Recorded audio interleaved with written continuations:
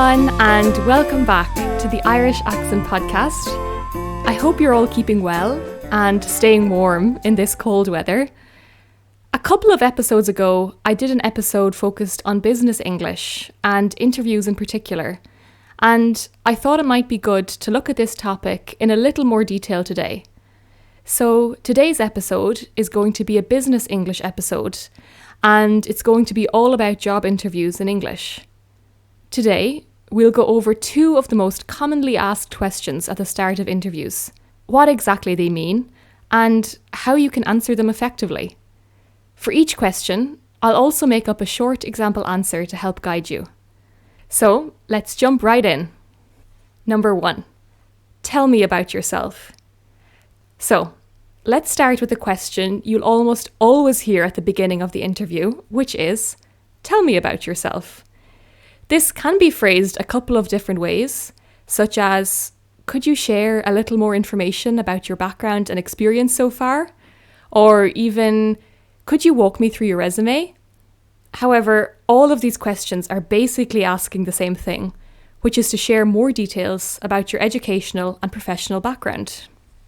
This question is an opportunity for you to give a brief overview of your background, focusing on your skills, experience, and what makes you a great candidate for the role. When answering, try to keep it relevant to the job you're applying for, and make sure you don't go off topic. So, let's pretend I'm applying for a role as a teacher at a language school. At the beginning of the interviewer will probably ask something like, so I've obviously read through your CV, but I'd love to hear a little more about your background and why you're here today. And I could answer the question like this. I was born and raised in Ireland, and I've been passionate about both the English language and education since I was a child. So I've always known that I wanted to pursue teaching as my career. I studied English literature in university in Dublin and graduated 5 years ago with my bachelor's degree, before completing a master's in education. I then travelled the world teaching English for 3 years, building up my skills in classroom management and teaching English as a second language. For the past 2 years, I've been working as a head teacher in a language academy in Spain, where I've been specialising in exam preparation and business English, and also leading a team of 7 other teachers. Moving forward, I would love to work in a school like this one that specialises in second language acquisition. I'm really passionate about creating a safe environment where students feel comfortable and empowered to learn, and helping them to feel confident in their English skills.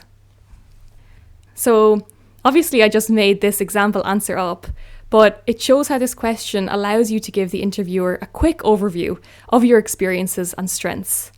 I just very briefly mentioned my educational and professional background, and also highlighted what I'm passionate about.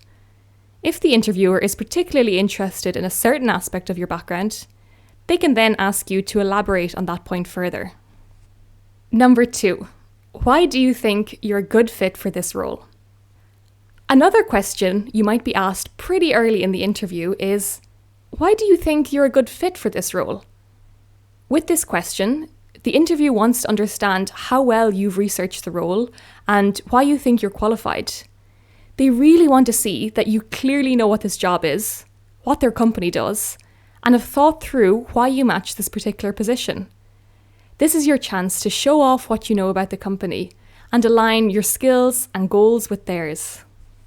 So, for this question, let's pretend I'm applying for a client manager position at a consulting company.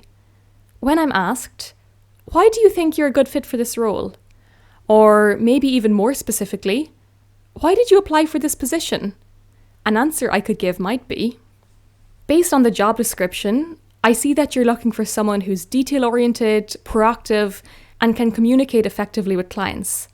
In my previous job, I was responsible for managing a varied portfolio of client accounts where I developed strong organisational skills by creating and maintaining detailed project reports.